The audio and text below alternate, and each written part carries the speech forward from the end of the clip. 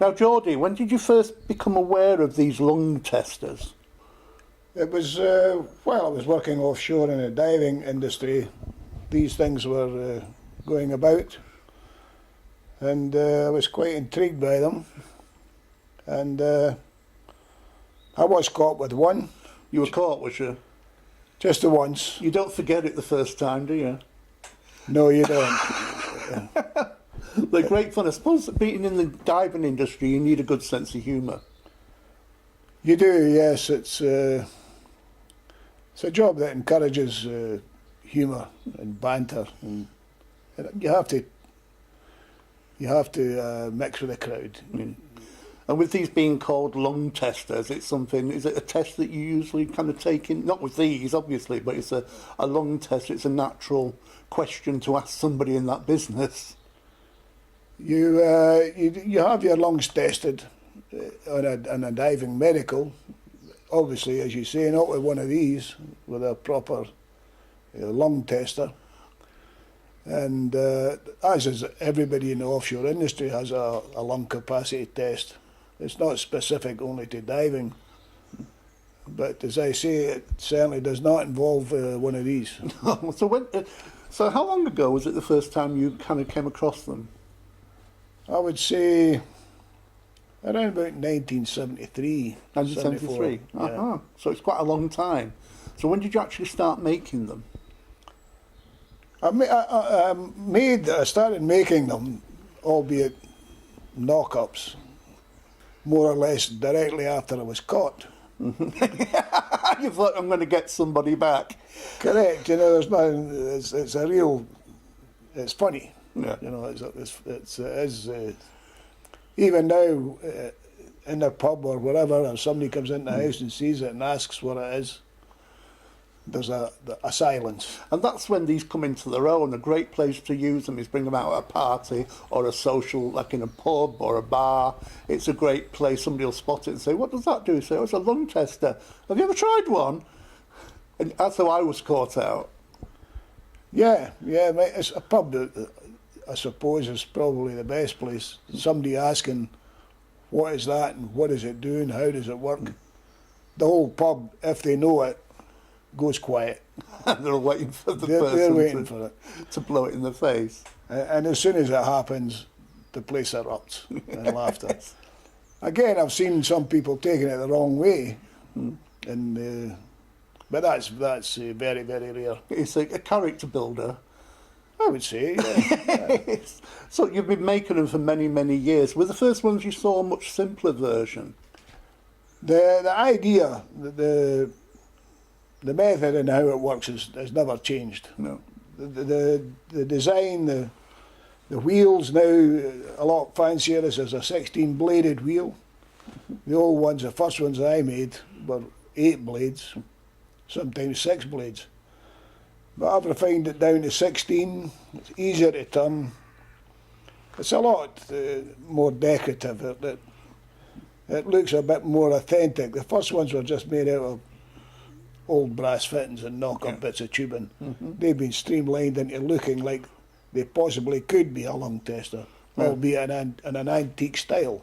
Yeah. So is that where you get your inspiration from? You get all your bits and pieces from various places, antiques and flea markets and all that, and then when you've got all your pieces, do they give the inspiration of what the piece is going to look like? More or less, yeah. I go to a lot of car boot sales, I go to antique fairs, antique shops, look for brass pieces that would lend themselves into conversion to a lung tester. So there's no two of these the same. Every one you make is totally different. That's correct. There's no two that I have ever made are identical or even close to being identical. They're all original. Well, they're collector's pieces, really, aren't they? There's something, I suppose, that would go up in price if you've got one. It would be a Geordie original. I can see it on the Antiques Roadshow in a few years' time. Not you, the lung testers.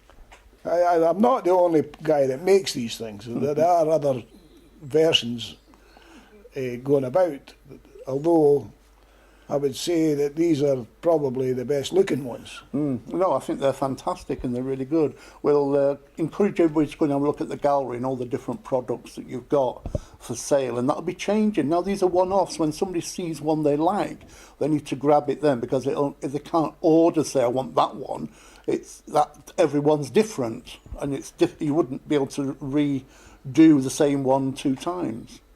That's more or less correct. Yes, I could look at one, and if I like the look of that one, I could do something similar, but certainly not identical. I cannot make 2 identical unless I get identical pieces of bodywork, which is very difficult to do. I can see these being passed down as family heirlooms from generation to generation. His granddad's lung tester. Have you tried it? Every new generation is probably going to get caught out. It's certainly it's a crowd pleaser, I can say that. I mean, I've seen plenty of people coming into my home or into my local pub, and they don't forget it. No, I didn't I think the first time I did it was 30 years ago. I got co-ops, and every time I bring a friend to my friend's pub, I'd say, "Oh, have you tried the lung tester?" And as you say, everybody. I think it's a great social thing as well. It's really good. It gets people laughing, gets them in the right sense of humour. So, where do you do most of your work then? When you're getting these, where do you make them? You've got a little. I make them in my garage workshop. Where we are now. Yeah, where we're sitting right now. I have a lathe, I have welding equipment, brazing equipment. I've basically got everything I need right here. Yeah. I can manufacture most of the pieces, mouthpieces, base, top. The hats, they're not all got divers hats on them. Some I put other pieces of trinkets on, whatever. Some people who want them want to put a special item on it, or a coin, or whatever. As long as they can give me the piece that they want on the lung tester, I can do it. Because I noticed you've got coins on the bottom of some of them with dates on, so that'd be great if somebody was having a birthday or anniversary, if they had a coin with the date on, and you could incorporate it into it. That's correct. I've got this one here, which is there's a coin on the top. You can't really identify the coin, but no. If I look at this one here, Yeah. this has got a penny, Oh yeah, I can see that. a Victorian penny and a farthing. Now the farthing's, So is this a penny farthing lung tester? it's a penny farthing lung tester. Yeah, I sort of looked at the piece of brass that I again picked up at a boot sale and thought it had a military look about it. It looked like maybe like a shell casing, but it's not. So I kept everything straight, military badge on top, and a penny farthing on the bottom. And I made sure the penny was dated pre-First World War. So this was masquerading as a gas tester. Oh, a gas tester. Oh, you see. So if somebody who was in the trenches had been bombarded with mustard gas, to make sure they were still fit, they had to blow this and turn this wheel for a set amount of time. Just another story full of lies. So, if somebody wants to get one of these, they have a look at the gallery of the products, which ones there are, and that's an individual. If you like it, get it. But there is a possibility if somebody's got certain coins or they want something a bit of sentimental value incorporated into you, they could contact you and say, "Is this possible?" And as a creative person, I know what that's like. Sometimes you just want to create what you want to do, but you are open to suggestions if it can be done. That's correct. Yes. Anything, if it's metal at all, it's not a problem. If it's porcelain, it can still be done, but then it lends itself to being a bit more fragile. But it still can be done. Anything can be done. The farthing on this lung tester has two. One is decorative and it goes with a penny. The other is it's a foot, so when you sit it down, it doesn't topple. You know, it sits quite level. Now, without that, that would go like that. I see, I'm with you.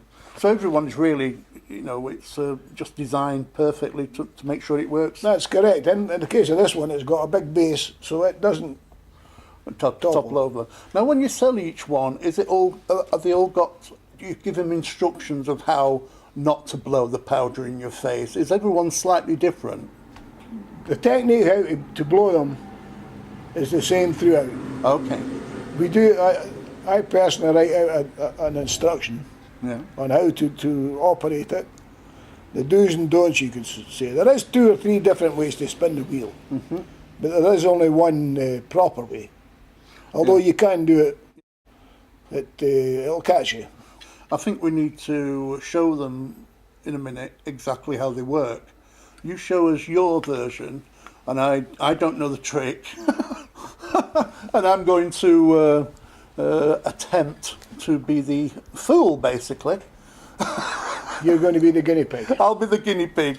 So you show us the correct way of blowing it, and I'll Okay. show them the wrong way of blowing it. Well, without giving too much away, I will turn the wheel. Okay. But I'm going to do it in such a way that hopefully you won't see how I done it. So basically you hand it to somebody and you say, all you've got to do is blow into this, you make the wheel go around and it tests how fast that wheel goes. You're saying to them, you're giving them a story, you say that tests your lungs. So test your lungs for me. I'm nervous now. Well, you can either say you got to spin the wheel speed-wise or time-wise. Okay. They're both lies. Okay. So I'll now spin it. Yeah. Go on.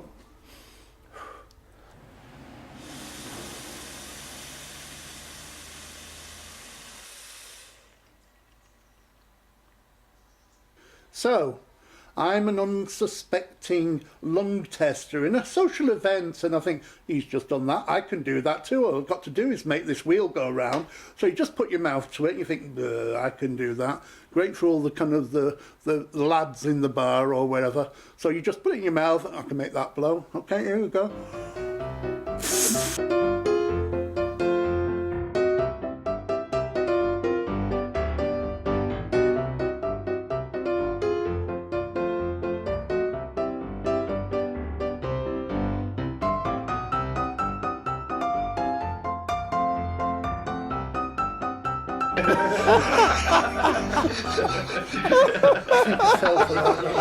It still makes you laugh. After 40 years, I still laugh. And I know what's coming. So did I. What a fool am I? Duh.